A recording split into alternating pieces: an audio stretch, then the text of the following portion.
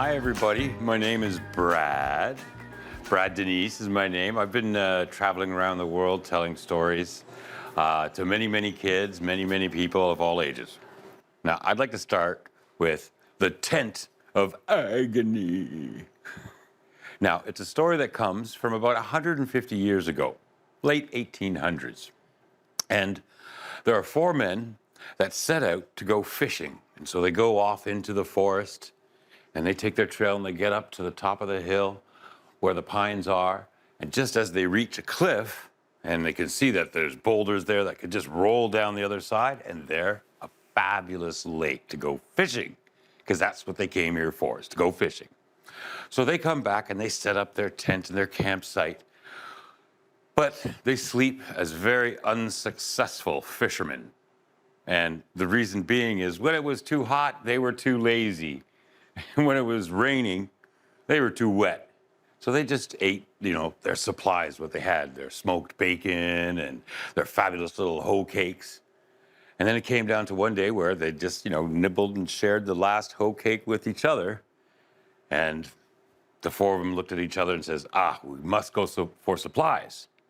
Now, the clever little man in the corner, he said, well, I'll stay and I'll guard the campground. And the other three men looked at him like with disdain and dismally and said, you little man, there's only one of you. May the devil make you a twin. And they sort of went off, giving him malediction and like a little curse, Oh, he spoke up first. He's staying at the campsite. We're going to go off down to Spencerville County and go by that farmhouse and get our supplies. So they went and trotted off down the hill. Now, the little man waited by the tent and cleaned things up. And then as night came down, he had his fire going, his favorite companion. And he was stoking it with logs and blowing on the embers as it got higher. And as it got darker and the embers got higher, the little man started seeing all these thousands of shadows around him, and he thought they would attack him. It's kind of scary, those little shadows in the night or a little glimpse in the eye. And he's out in the middle of nowhere with nobody else at the top of a cliff. So he's sitting there by his companion, the campfire, and he sees all these thousands of shadows. And then he hears a little crack of a twig in the forest. And then he hears something unknown coming towards him. And so he gets up slowly, and it's like his shirt doesn't fit him. And his knees are humbling together, and what are they doing? They're knocking. He's got knocking knees, and he's as afraid as ever of whatever's in that dark night. And so he goes over to a little sapling, holds on to it, like as if he could hide behind this little tree, and out comes a bear. The biggest bear you've ever seen. And this little man has never seen a bear before, this terrible thing. And the bear looked like a veteran, a real fighter. His fur was all matted up and he had scars on his arms. And so they locked eyes around his companion, the campfire. And then all of a sudden the little man was shaking so much, the boots of fear came out and went onto his feet, and he started running around the campfire, not knowing what to do.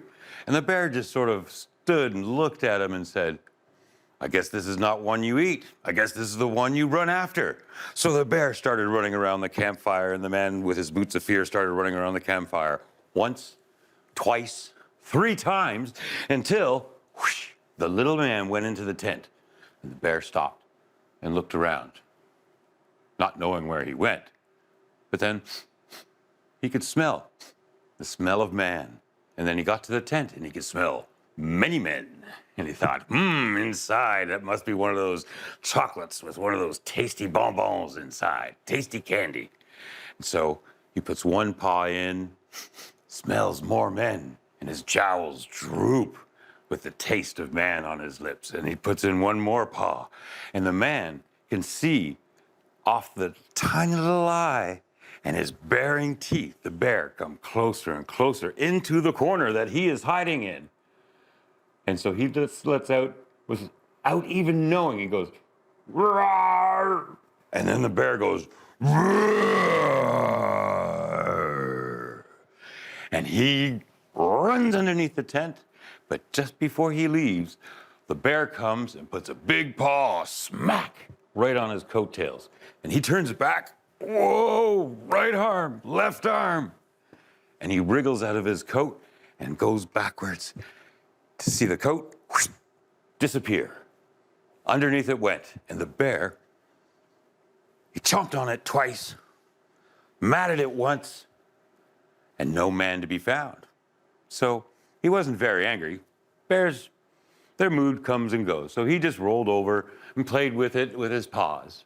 But the man by this time had gone up a tree, shaking the ends, and the leaves were just falling down on the side with his fear.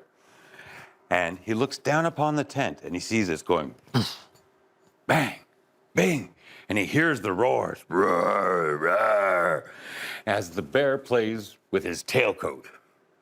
But then, as he plays more and more, he starts to roll side to side. And the man sees the tent start to sway. And then, bloop, the center post of the tent falls. And the bear lets out the biggest of roars he has ever heard.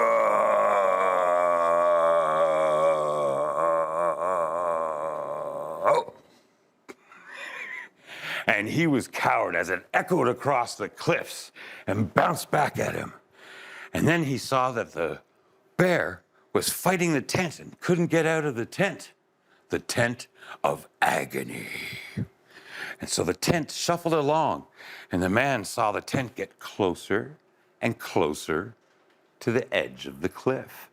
And the man was looking upon the bear in the tent, and before he knew it, his fear and tears turned to laughter as the bear tumbled down the hill and hit a little rock, then hit a little stone, then hit a tree and wrapped around and spun down. And as he was falling down the hill, his three friends were coming up the hill with all the supplies that they had gotten from the Spencerville farm. And they saw this big white mass of, they didn't know what, if it was a ghost, a monster, albino bear. They couldn't see what it was, but they were so scared. They dropped their supplies. They went to the side and saw it roll down. And then they ran, grabbed their supplies, and ran straight up the mountain, disappearing behind the bear, looking for the little man.